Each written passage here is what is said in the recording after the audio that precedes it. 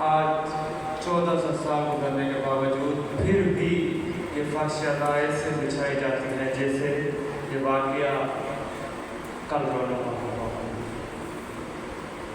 آج اگر آپ ایران میں چلے جائیں تو ایران میں خصوصاً یہ محرم کے ایام میں کسی ذاکر کی کسی عالم کی ضرورت نہیں ہوتی مسائل کے لیے، رونے کے لیے، بلکہ وہاں پر اگر آپ مظلوم کربلا کا نام لے لو تو لوگ زور زور سے رونا شروع کر دیتے ہیں، زور زور سے۔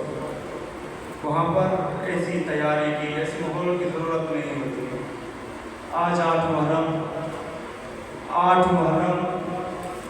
آج کل پانی بند ہوا، پھر آج سے پہرے جو تھے وہ سخت کیے گئے نہر فرات پر، تاکہ اہل بیت کو پانی نہ ملے، پانی بند کیا گیا۔ پھر عمر سعد آیا، یہ فوجیں آج بہت زیادہ آنا شروع ہوئی تاکہ نہر فرات پر اہل بیت کو پانی نہ دیا جائے، پانی بند کر دیا جائے۔ دیکھیں آپ کہ اس امت نے رسول اللہ کے جانے کے بعد کیا کیا۔ رسول خدا نے فرمایا، اے لوگوں، میں تمہارے درمیان 2 گراں چیزیں چھوڑ کر جا رہا ہوں، انی تارک فیکم ثقلین کتاب اللہ و عترۃ اہل بیت۔ اگر تم نے قرآن کو چھوڑ دیا اور عترت اہل بیت کو تھام لیا تب بھی گمراہ ہو۔ اگر عترت اہل بیت کو چھوڑ دیا، قرآن کو تھام لیا تب بھی گمراہ ہو۔ فرمایا، اے لوگوں، تمہاری بھلائی اس میں ہے کہ اگر تم ان دونوں کو تھام لو تب تم صراط مستقیم پر چل پڑو گے۔ لیکن اس امت نے قرآن کو تو تھاما لیکن اہل بیت کو چھوڑ دیا۔ فاطمہ الزہرا کو دیکھ کے در در پر جا کر کہہ رہی ہیں، لوگوں غدیر کو یاد کرو لیکن انہیں غدیر کو بھلا دیا، غدیر کو بھلا دیا۔ امام حسین کے ساتھ کیا کیا، حضرت علی کے ساتھ کیا کیا اس امت نے۔ پھر اب چلتے ہیں کربلا، کیونکہ یہ آخری ایام ہے۔ ہم تو یہ 10 دن کا محرم منا کر چلے جاتے ہیں، لیکن اہل بیت کے جو اصل مصائب شروع ہوتے ہیں وہ کربلا کے بعد، جسے جہاد اکبر امام حسین نے کہا۔ امام سجاد کہتے ہیں، بابا مجھے بھی جنگ پر جانا ہے، مجھے بھی جنگ پر جانا ہے۔ تو مولا کہتے ہیں، سجاد رک جاؤ، یہ جو ہم کر رہے ہیں یہ جہاد اصغر ہے، تم نے جہاد اکبر کرنا ہے۔ کہتے ہیں، بابا آپ شہید ہو جائیں گے، اکبر چلے جائیں گے، قاسم، مولا محمد، چچا عباس کے بازو کٹیں گے، یہ جہاد اصغر ہے۔ مولا کہتے ہیں، ہاں یہ جہاد اصغر ہے۔ تو کہتے ہیں، بابا یہ جہاد اکبر کون سا ہے؟ امام کہتے ہیں، جہاد اکبر جب شام غریبہ ہوگی، خیام جلائے جائیں گے، خیام جلائے جائیں گے، چادریں چھن جائیں گی، بیٹا اس جلتی ہوئی آگ میں سے تیری پھوپھی تمہیں نکالے گی، پھر اس کے ساتھ تمہیں شام کے بازار میں جانا ہوگا، کوفہ کے بازار میں جانا ہوگا۔ بیٹا یہی جہاد اکبر ہے جو تم نے کرنا ہے، جہاد اکبر تم نے کرنا ہے۔ پھر جب یہ واقع ہو جاتا ہے آپ غصہ کرتے ہیں۔ کل ہم نے بیان کیا تھا، امام بیوی جب یزید کے دربار میں گئی، پھر ہندہ سے گفتگو ہوئی، پھر جب بیوی شام کے زندان میں جاتی ہے پھر کیا ہوتا ہے؟ امام سے پوچھا گیا، مولا آپ کو سب سے زیادہ دکھ کون سا لگتا ہے؟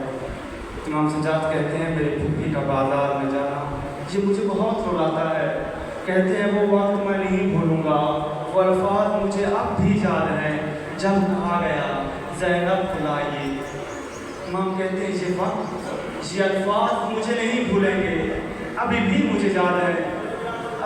جب یہ قافلہ بازار شام میں پہنچا، یزید کے دربار میں پہنچا، یزید نے کہا شمر کو بلاؤ۔ جب شمر آیا پھر شمر کو کہا، یزید نے، شمر بتاؤ تم نے کربلا میں کیا کیا؟ پھر شمر بتانا شروع کرتا ہے کہ میں نے کربلا میں ہم نے اکبر کو مارا، کربلا میں ہم نے قاسم کو مارا، ہم نے قاسم کے ٹکڑے کیے، ہم نے عباس کے بازو کاٹے، ہم نے محمد کو شہید کیا، ہم نے اصغر کو تیر مارا۔ جب یہ بتاتا ہے حالات تو اس وقت फिर ये कहता है कि करबला में जब इमाम हुसैन अकेले रह गए, उस वक्त कह रहे थे आइना आइना अकबर, आइना आइना कासिम, आइना आइना मोहम्मद, आइना आइना अब्बास। उस वक्त इमाम हुसैन के साथ कोई नहीं रहा। इमाम आवाज़ बुलंद कर रहे थे हल मिन्ना सजन सरना, उस वक्त इमाम के साथ कोई नहीं आया। फिर हमने इमाम हुसैन को घेर लिया, फिर अकेला इमाम को हमने शहीद कर दिया। उस वक्त जब शिमर ने ये कहा, उस वक्त बीबी ज़ैनब उठ खड़ी होगी। बीबी ज़ैनब ने कहा उसको अय्युहल काज़िब, खामोश हो जा, उसको खामोश हो जा, अय्युहल काज़िब, झूठे, तू कहता है कि तूने मेरे भाई को अकेले मारा। बीबी कहती है कि कूफे में कोई भी घर ऐसा नहीं कि जिसमें मेरे भाई ने लाश न भिजवाई हो। तू कहता है कि हुसैन को तूने अकेले मारा, हाँ तूने ज़रबे चलाई मेरे भाई पर, लेकिन ऐसा भी नहीं है मेरे भाई ने कूफे में कोई भी घर ऐसा नहीं छोड़ा जहाँ लाश न भिजवाई हो। फिर ये कहता है गुस्सा करूँगा कि हम इस काफिले को आज़ाद करते हैं। जिंदान के बाद जब बीबी सकीना की शहादत होती है, उसके बाद ये कहता है हम इस काफिले को आज़ाद करते हैं। इमाम सज्जाद से कहता है, इमाम सज्जाद बीबी ज़ैनब के पास आते हैं, कहते हैं यज़ीद हमें आज़ाद करना चाहता है। तो बीबी कहती है मेरे मुतालबात हैं, मेरे 3 मुतालबात हैं। इमाम यज़ीद के पास जाते हैं, कहते हैं मेरी फूफी कह रही है पहला मुतालबा ये है कि हमें अपनी तबरुकात वापस कर दो, जो तुमने लूटी, जो चादरें तुमने लूटी वो वापस कर दो। दूसरा, हमें कूफा में वो जगह दो जहाँ 10 दिन हम आज़ादारी करें। तीसरा कोई ऐसा शख्स हमारे साथ भेजो जो हमारे मदीना तक रहनुमाई करे, जो हमारी मदीना तक रहनुमाई करे। फिर यज़ीद कहता है इमाम सज्जाद से कि लूटने वाले तो बहुत थे, हम चादरें कहाँ से लें? हाँ मैं आपको उसकी रकम दे देता हूँ। उस वक्त इमाम सज्जाद ने रोकर फरमाया तू रकम देता है तो मेरे बाबा की उंगली का क्या देगा? वो कुर्ते जो मेरी दादी ज़हरा ने मेरे बाबा हुसैन के लिए सिए थे उसका क्या देगा? उसकी क्या रकम देगा? अल्लाह को मुस्तर कर दो। फिर जब चादरें लाई गई, पहली चादर बीबी ज़ैनब ने उम्मे कलसूम को दी, कहा उम्मे कलसूम ये तेरी चादर। फिर दूसरी चादर उम्मे लैला को, उम्मे लैला ये तेरी चादर। फिर एक छोटी सी चादर थी, बीबी रबाब ने उसे उठाई और बीबी सकीना की कब्र पर चढ़ाया और कहा सकीना उठ जाओ तेरी चादर आ गई। सकीना उठ जाओ, तुम्हें मदीना जाने का बहुत शौक था। सकीना ये काफिला मदीना जा रहा है। उस वक्त बीबी ज़ैनब आती है, कहती है सकीना चली गई, रबाब उठ जाओ काफिला तैयार है, हमें मदीना जाना है। तो बीबी कहने लगी बीबी मैं मदीना जाकर कहाँ क्या करूँगी? बीबी मेरा वाली करबला में है, मेरी बेटी यहाँ जिंदान में अकेली, बीबी मैं मदीने जाकर क्या करूँगी?